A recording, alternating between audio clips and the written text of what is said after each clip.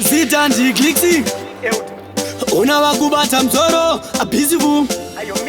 Shevasi bozi bingu Kwazinorowa matumbu Kwazinomanyira kashungu Andina sadakare muvaro Bazi uye wopene ngonono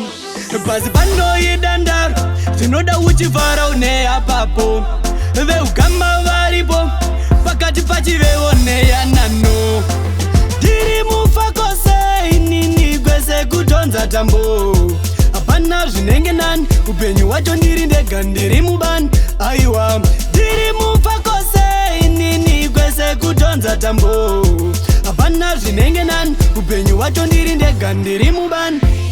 Pandinotsvaga icho pandinobata icho apana muziyano nhasi ndimangwana azvimbogadzikana idzi hadzisingano pacho pandoti ndaedza azvimbonakidza ndini here ndakashaisha apana uine matira ndinofaisa kuvhara kwangu ndoona sendavharisa ndiri mufakose inini gwese kutonza tambo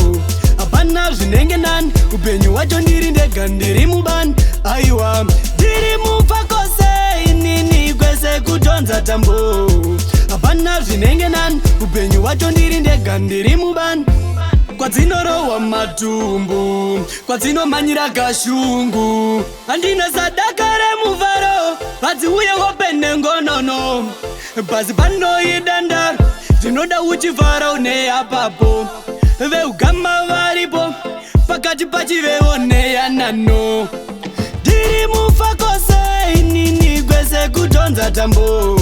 apana zvinenge nani upenyu wacho ndiri ndega ndiri mubani aiwa ndiri mufakose inini gwese kutonza tambo apana zvinenge nani upenyu wacho ndiri ndega ndiri mubani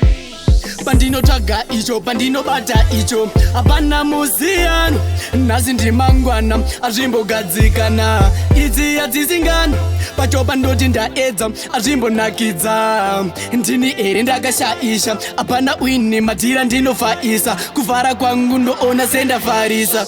ndiri mufakose inini gwese kutonza tambo